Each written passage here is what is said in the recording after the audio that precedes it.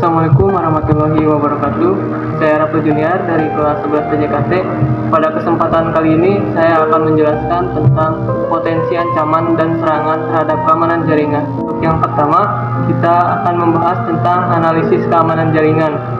Untuk poin pertama ada vulnerability, yang kedua ada threat, keempat ada impact, kelima ada frekuensi, keenam ada recommended countermeasure. Ke yang pertama ada vulnerability atau kerentanan. Vulnerability ini adalah kelemahan atau celah dalam sistem komputer, jaringan, perangkat lunak atau prosedur keamanan yang bisa dimanfaatkan penyerang. Untuk yang kedua ada threat atau ancaman.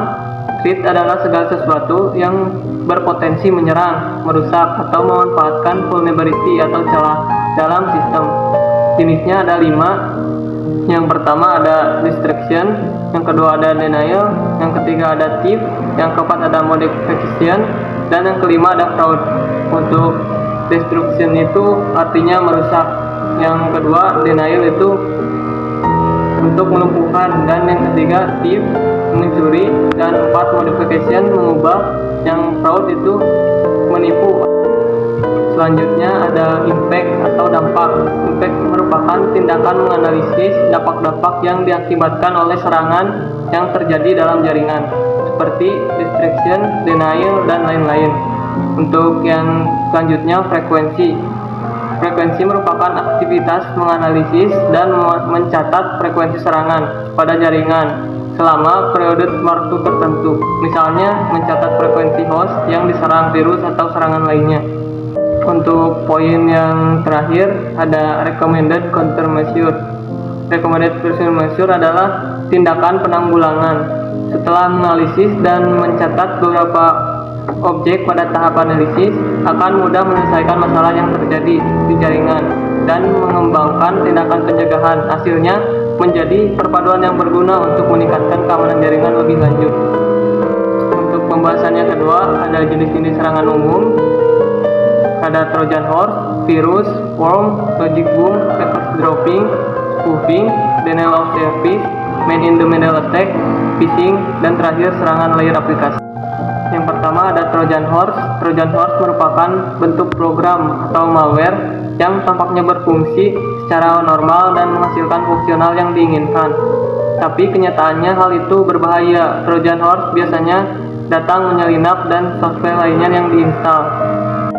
Selanjutnya ada virus. Virus merupakan suatu bentuk trojan, yaitu program yang dapat menyalin dirinya sendiri dan menempelkan dirinya ke program lain. Selanjutnya worm. Worm itu artinya cacing. Cacing ini merupakan program yang dapat menyalin dirinya sendiri, biasanya menggunakan koneksi jaringan untuk mengirim salinannya dirinya ke node-node lain. Semua kegiatan ini dilakukan tanpa campur tangan manusia. Tidak seperti virus, worm ini tidak melekat pada aplikasi lain. Worm biasanya menyebar melalui address box dari alamat email. Logic boom merupakan potongan kode yang sengaja ditambahkan ke sistem perangkat lunak sehingga dapat menghasilkan fungsionalitas yang salah atau merugikan. Program ini biasanya ditulis oleh seorang yang ingin mengancam perusahaan. Eavesdropping ini memungkinkan penipu untuk memantau komunikasi atau transmisi data pribadi. Ada satu cara untuk menangkap sinyal, yaitu dengan memulai penyadapan suara atau wiretrap. Umumnya, komunikasi jaringan berada dalam posisi yang formatnya tidak aman. Ada banyak cara seorang diam-diam dapat mendengar pembicaraan paket yang dikirim. Selanjutnya ada spoofing. Spoofing ini merupakan teknik yang digunakan untuk mendapat akses tidak sah ke komputer tempat penyerang masuk dengan menyamar sebagai host terpercaya. Selanjutnya denial of service. DOS ini adalah serangan yang membuat server atau sistem menjadi lumpuh dengan cara membanjiri server dengan lalu lintas atau permintaan yang sangat banyak, sehingga server tidak dapat melayani pengguna yang sebenarnya. Selanjutnya, man in the middle attack. Dalam serangan ini, seorang attacker berada di tengah-tengah komunikasi antara dua pihak. Semua percakapan di antara mereka pertama-tama harus melalui attacker di tengah. Penyerang bebas memantau, mencegah, mengubah, dan bahkan memasukkan komunikasi. Lalu phishing. Cara ini dilakukan dengan menipu korban agar memberi informasi pribadi. pelaku menyamar sebagai orang yang dipercaya agar dapat mencuri dan memanipulasi akun pengguna.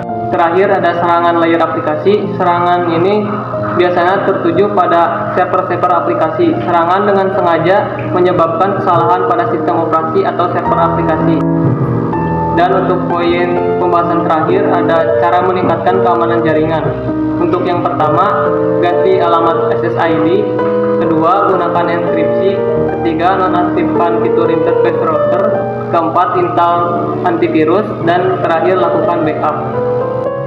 Sekian dari saya, semoga ilmu ini bermanfaat. Wassalamualaikum warahmatullahi wabarakatuh.